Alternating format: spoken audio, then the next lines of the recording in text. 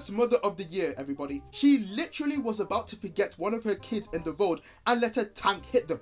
Wait, why are you also just standing in the middle of the road? Hey guys, Sketched Cola here, and I am definitely not on my way to start World War III because a guy on Twitter called my fanfic cringe. The year is 2024. Bad CGI effects everywhere. And the majority of them came from a single film.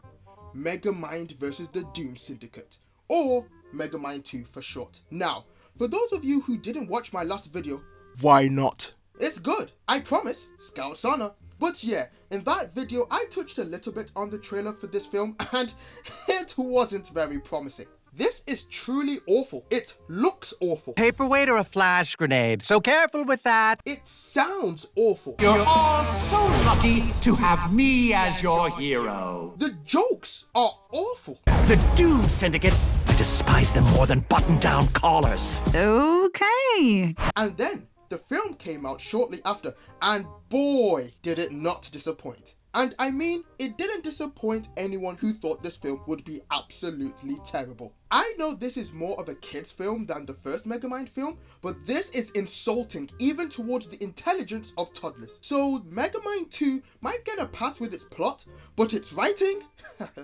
No way. This film is a complete mess and definitely a contender for worst film of the year already. So let's just dive on in. Oh yeah, and spoilers for anyone who cares. So, the film starts off and Megamind is immediately invading my personal space. I see new friends. I see friends who frankly should put some pants on and venture outside occasionally. Seriously, get some sun. Hey, I'm an antisocial shut-in, not some cryptic weirdo afraid of the outdoors like some people. There's a difference. One can't go outside and the other chooses not to. We are not the same. Megamind gives us a quick recap of the first, more superior film and promises that this film will have higher stakes. And then the film properly starts off with three men on a roof in fish cosplay robbing an aquarium. Higher stakes indeed. These guys are Eccentric Eddie, Red Snapper and Big King Fish, the Go Fish gang. Now, why did I tell you their names? Are they super important to the— No. The answer's no. They are just minor annoyances for Megamind and truly add nothing to the story. Except for making me wonder, how the hell did they cut through thick ass glass like that with a swordfish? Oh yeah, and if you are wondering whether or not these guys are going to make insufferable fish puns throughout the entire film— Yes. And boy, does it get old quick. It's not. Both of you clam up. Go fish. Catch of the day. And that was all within 20 seconds of the same scene. God help me. These three break into an aquarium to steal a rare fish that can grow diamonds on its back, and I don't think that's how physics work. Megamind shows up to stop them since he's a good guy now, and Minion, I mean Old Chum, because he's a good guy now. But that's stupid because Megamind didn't have to change his name, so I'm going to keep calling him Minion. Wait, does that mean I'm dead naming him? I'm not getting cancelled for this film. Anyway, Minion says it's been 2 days since the events of the first film, and we then— wait a minute. What did he just say? It's something the old evil me would have done way back in the day. Sir, way back in the day was just 2 days ago. Wait, so are you telling me it's only been 2 days since that epic fight between Megamind and Titan? An epic fight that took place in an empty city because Megamind made sure people evacuated? An epic fight that destroyed the majority of the downtown area? And you're telling me in 2 days everything got fixed? The buildings fixed, the infrastructure fixed, this giant tower that Titan threw fixed, the economy fixed? Well, actually no. Judging by the quality of this film's budget, I would say that's the one thing that didn't get fixed. But still, even in a world where there are superpowers, aliens and enhanced technology, to say everything got fixed within 2 days is a stretch. But then again, this is nothing compared to what will happen later on, and trust me, it will give you brain rot. Megamind fails to capture them because Brainbot 227's porter prison malfunctions, allowing the— wait, what are they called again? The Goldfish Gang. Yeah, allowing the Goldfish Gang God, they're so boring. But yeah, Megamind allows them to escape because BrainBot 227 malfunctions. Now, remember BrainBot 227's Porter prison malfunctioning. That will be important later. They escape, and Megamind gives chase, and this part makes zero sense. The gang run out, and Megamind follows just a few seconds later, but then Megamind and Minion get outside. The gang have somehow managed to run down the street, hop in a fish tank, drive back up the street, and aim a cannon at Megamind, all in the same time that it took for Megamind and Minion to just get outside.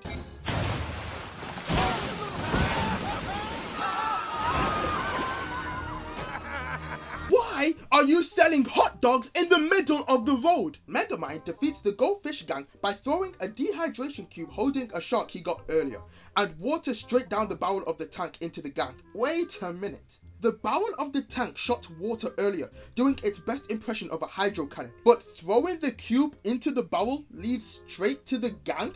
Where did the water come from? If you look past that, Megamind, the hero, manifests a live shark in the small space the gang got in, surely killing them all. Sir, those bystanders are about to get... Worst mother of the year, everybody. She literally was about to forget one of her kids in the road and let a tank hit them. Wait, why are you also just standing in the middle of the road? Megamind saves the day by Rick portaling the tank into a building. That choice was optional, by the way. And that building, by the way, turns out to be the same aquarium we just came out from, even though we are now halfway down the street. Megamind, for his saving of the worst type of citizens, property damage, and misuse of puns. Crime. It's a hard halibut to break. Ugh, Chum, make a note. No more puns. They're beneath us. Is rewarded with the key to the city. And this is also when we get to meet Roxanne and she who shall not be named. I'm already exhausted from all the plot holes, terrible puns, and animation errors, and I'm only 6 minutes into the film. I can't take this anymore.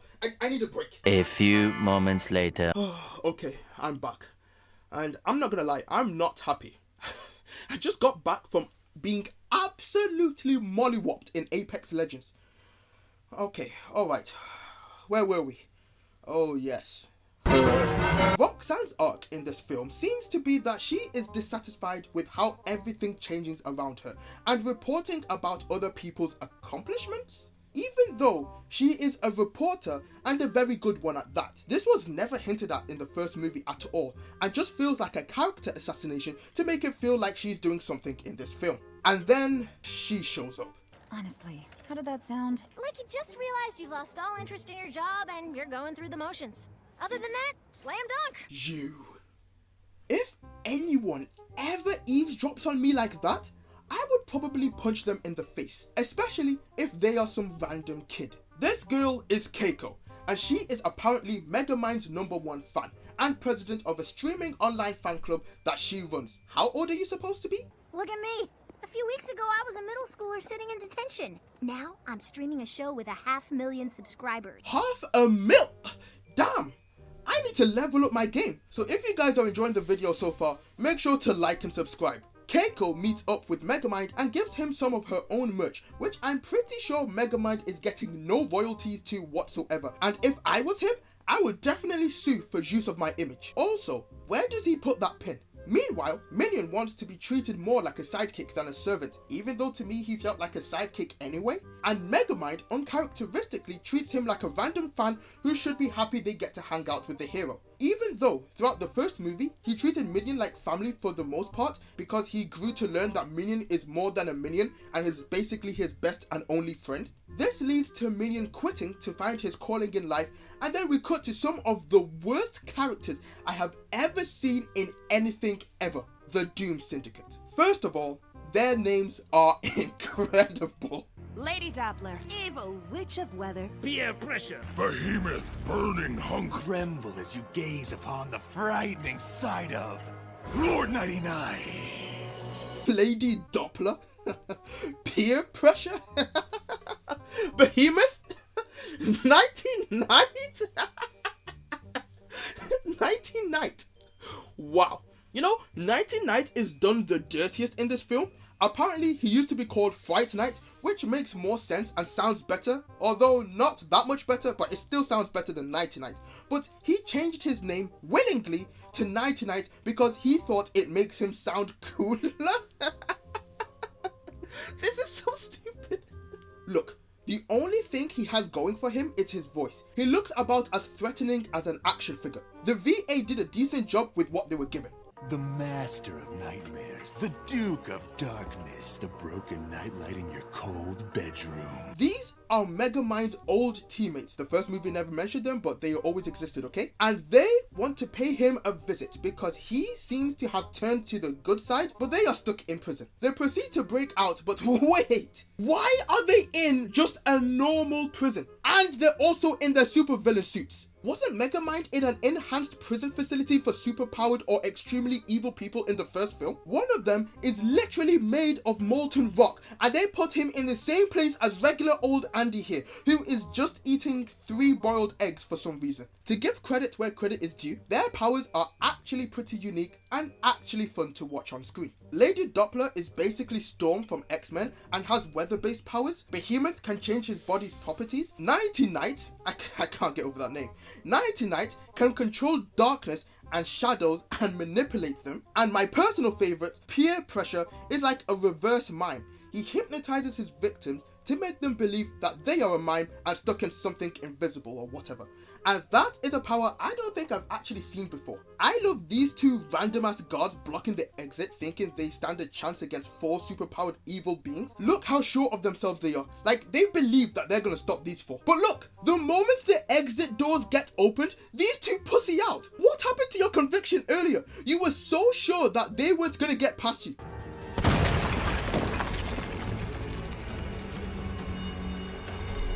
Megamind, here we come. If you guys could have burst through the walls this entire time, then why did you even bother with getting the exit open? They show up inside Megamind's secret hideout, really taking away the meaning of a secret hideout, and in a stroke of luck and plot contrivance, they think that Megamind is only pretending to be a hero so he can rule over Metro City. Megamind of course goes along with it because we have to have a liar revealed plot that will totally not backfire and doom the city. See? Even Roxanne is in on it. They still think I'm evil and only pretending to be a hero. Play along! Is this true? More like too good to be true. How the hell did the Doom Syndicate not hear any of that? But somehow, they buy his obvious lie. Megamind explains to Roxanne that he used to be the leader of the Doom Syndicate and founding member, and... hang on a minute. Nighty Night used to be called Fright Night when Megamind was in charge, but in the footage Megamind is showing Roxanne, you can see his logo clearly says NK, standing for Nighty Night. Now, this either means Nighty Night lied to everyone, which makes sense because he's a villain, or, more likely, it's another animation error. The Syndicate go and wreak havoc across Metro City whilst waiting for phase 2 of Megamind's evil plan for them, but it feels more like a light disturbance. How does a cardboard advertisement crack the road? And look at this cop trip into frame. And look at her. There's not a single thought behind those eyes. Keiko happens to be on the streets because she's feral and also lacks spatial awareness. So Megamind has to save her. Megamind just saved yours truly from becoming a human vegan pancake. What? What does that even mean? You are made of meat. How would you be considered a vegan pancake? Now, this is the writer's way of telling us that she's vegan, as if you couldn't hate her anymore. But it just comes off as sounding stupid. I also noticed she never says thank you to Megamind for saving her, because I guess she's too cool and relatable for that, because she is a character for modern audiences. Oh god. I just realized I'm only 30 minutes into the film. You know, let's just speed run a little bit. Are you ready? Megamind has to fake rob a bank and Keiko jump scare. Roxanne somehow has easy access to the mayor, who's a wimp. Megamind tries to sleep, but the Syndicate throw a party in his secret hideout. Megamind almost gets exposed as a hero by the Go Fish gang, who are somehow here. Minion gets a new job and sexual tension. And we find out that phase 2 is to launch Metro City into space and land it on the moon. Why would they want to do that? I don't know. So building rockets under the entire city would take years. Luckily, Megamind did this already and it only took 6 months. The Syndicate want to launch now, but Megamind stalls by pretending to not remember the password. The password is THX86753009. It'd take an idiot to forget that. Now, look at this keypad. Do you see anything out of the ordinary? Anything wrong? Suspicious maybe? And I'm not talking about the fact it looked like he barely pushed a button. I mean, where are the letter buttons? How was he going to type out that password anyway? And there isn't even a display screen or way to trigger the buttons to make them type out letters. So Megamind goes to ask Minion for help, but is stopped by a hostess with some of the worst lines in this entire film. Name, please? Megamind, defender of Metrocity. I'm kind of a big deal. Oh, I'm sorry, Mr. Deal. Your name's not on the reservation list. Mr. Deal? Where did that come from? That joke was set up so poorly. Megamind is about to give up before... Keiko jump scare again. Where does she keep coming from?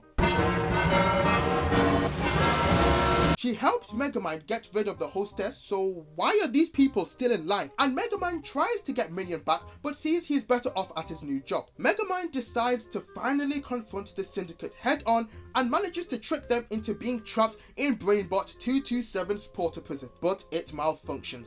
And Megamind's surprised? Why is he surprised when he knew Brainbot 227 is faulty and the person he told to fix it quit beforehand? The Syndicate beat him up and think he's dead. But of course he isn't, and Keiko and Roxanne find Megamind because Keiko's pin she gave Megamind earlier had a tracker in it, which has creepy implementations if you think about it too long. How did Megamind even get back into the city? Did he just swim all the way there? Through a pep talk from Roxanne and Keiko, Megamind is back and Minion is also here for some reason, but this allows them to make up. They come up with a new plan that essentially boils down to Megamind and Roxanne distract the Syndicate whilst Minion sneaks in through the comically large vents and stop the city from launching. Also, Keiko is now a permanent part of the team. Yay. Now, they said it'll take an hour for the Syndicate to get into the control room, and that was at night. But when they do get in and Megamind calls them out, it's clearly daytime. So unless the plan took place at like 3 in the morning, the timeline doesn't add up. Megamind and Roxanne manage to keep the Syndicate busy with their one and only weakness: tennis balls. Minion manages to get to the control room, but not before losing his body or preventing the launch. So the city is now being domed off and being launched into space, and there's people walking in the middle of the road again. Does no one in this city know how to use the sidewalk? You have to hit the cancel launch button. Kind of busy at the moment, sir. How did he contact Minion without his suit? He is just a fish now, but that's besides the point. Minion manages to cancel the launch, causing the entire city to plummet back to Earth. For a city falling to Earth, everything on the surface feels so stable. Megamind sends a bird drone to help Minion since he's run out of water, and then beats each member of the Syndicate in the stupidest way I've ever seen in any movie ever, which is a thing I think I've been saying a lot in this film, but that's how I truly feel about this film. The film remembered Megamind's disguise watch from the first film, and he uses it on Night Knight so peer pressure would accidentally take him out. He trapped Peer in cement that solidifies, and Peer can't use his powers even though his hands are free. Lady Doppler is taken out by her own electricity, and that sentence alone should prove how stupid this is. She channels lightning, yet is taken out by her own powers. Behemoth is just ran over by a fire truck driven by Roxanne. Night Knight wakes up again and is killed by a child with a flash grenade. Minion struggles to flip the lever to help aid the city re-entry, and Megamind and the rest of the gang come to help. Now, this is supposed to show Megamind's progression as a hero and his arc of how he should learn to ask others for help and that he can rely on a team. I'm mentioning this now because that was a core part of the story, and definitely not because I forgot about it and only now putting it in the script. Like and subscribe for more great content. Admittedly, this is a cool scene about character growth, as long as you don't realize that the bird drone could have literally pulled the lever down by itself and saving everyone the trouble. The city is saved, although Megamind put it backwards, which doesn't make sense since it went straight up and straight down without spinning. Also, wouldn't the water be flooding the neighboring cities? The film ends with Roxanne Mayer fulfilling her arc and a new villain showing up to bust the Syndicate out of prison, which will lead into the upcoming series. In conclusion, this film was pretty bad. even by kid film standards. The plot is a convoluted mess with a lot of coincidences. The characters feel like shallow versions of themselves, and you know what? I will give them props because I thought I would hate Keiko so much more, but at worst, she is just a plot device that gets the rest of the cast out of trouble. And she seems to have the ability to teleport into any scene. All my nightmares. And the biggest offender is that animation. There were so many errors everywhere.